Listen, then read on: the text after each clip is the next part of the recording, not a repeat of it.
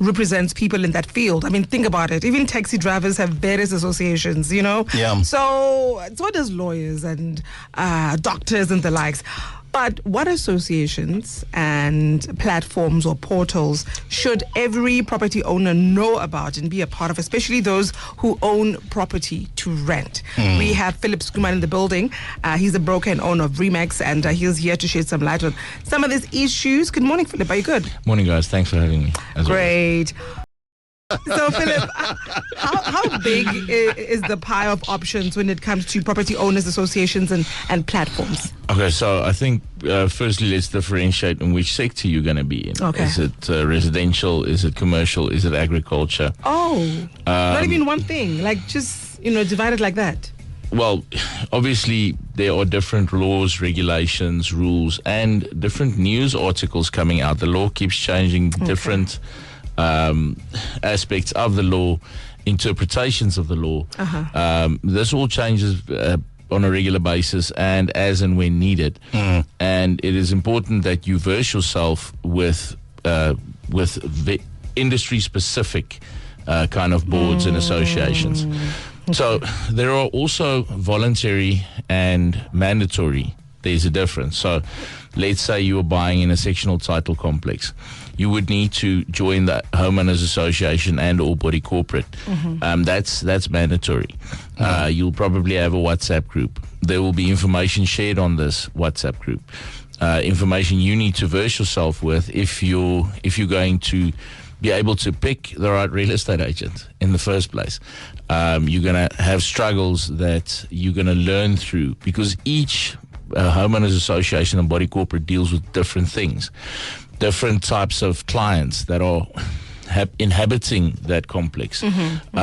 So I think you need to differentiate. Then there are the voluntary ones, like SAPUA, South African Property Association, Property Owners Association, which is it's there for setting industry standards.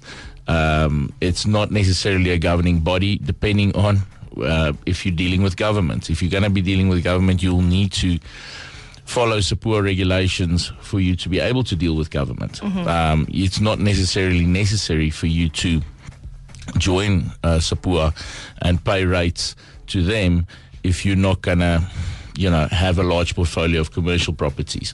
Your real estate agent should know these things. It's I always say it's like people know their doctor, they know who their lawyer is, they know who their dentist is, but they don't know the real estate agent.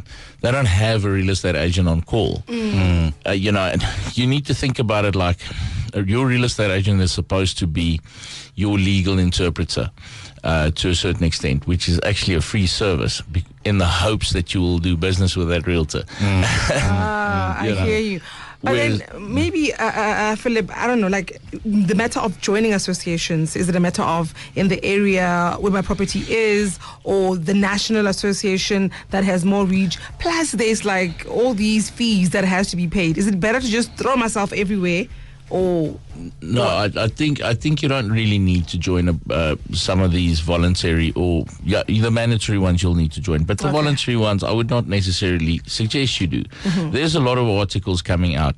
If you read these articles as a new property owner, you will verse yourself with a lot of concepts. Concepts you might not understand. You need to Google those concepts. But I think for the most part, you should be fine if you just read up on news. I don't necessarily think that it's useful. I mean, let's face it. You bought property as an investment. You don't want to now go and become a property lawyer. Why don't you just become a real estate agent then? No, you're a construction manager. You have your own field of expertise. You are, whatever line of business you're in. Even if you're an attorney, you might not necessarily be known with or versed with property law. You might be in family law. You might be a divorce attorney, that kind of thing. You need somebody that does this on a daily basis, so that person can guide you in the right direction. And then you can read up or, follow up if there's anything needed, if you need collective bargaining power, that sort of thing.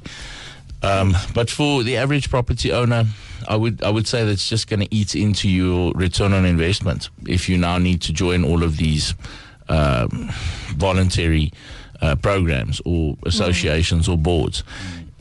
All right. I mean, let's look at the costs. Maybe what would your advice be cost-wise, especially with what you've just said about the voluntary ones and the ones that are mandatory? Yeah. So the mandatory ones, like your body corporates, that will come at it could range anywhere from between 1,000 to 3,500, 5,000, depending on the estate you're in. Annually.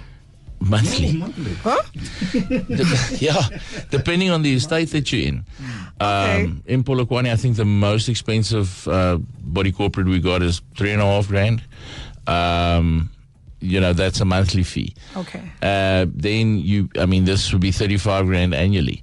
So that's not voluntary. That's mandatory because it's a body corporate. But now you still got to maybe join. You want to join SAPOA. You want to join NOMA, the National Association of Managing Agents. Now, you're not a managing agent, but you could be well versed with the articles that they raise, so that you know what questions to ask. It's always about asking the right questions, and that will give you the next answer and the next answer, because every situation is going to be different. You're going to need a tailor-made solution, and that's why I would always advocate knowing your real estate agent. And if you don't have a real estate agent, call me. But for the most part, I would say it's really unnecessary for most people to do this. You should have a professional in your industry. Let me use an example. Just because you're now getting divorced, you're not going to now go and join boards on. Just because you're getting married, you're not going to join some sort of association. I hear you. When a problem arises, you're going to contact the person that is most likely to be able to assist you, and that person you are hoping is well versed with regulations. For instance, if I'm joining SAPOA, the kind of things that they do is when I'm renting, is the hallway included in my gross lettable area? Is it included or is it not? Yeah. The fire escapes. Are you charging me per square for the fire escapes? There are regulations with regards to these things. Now, the natural person that owns a property, or even 10, might not need to know these things. But as and when your lease comes up for renegotiation, now you need to question a couple of people, maybe soundboard your thoughts and what you've read in articles against a couple of industry experts. And usually your attorney that deals with property, which you will also, if you own 10 properties, know quite well.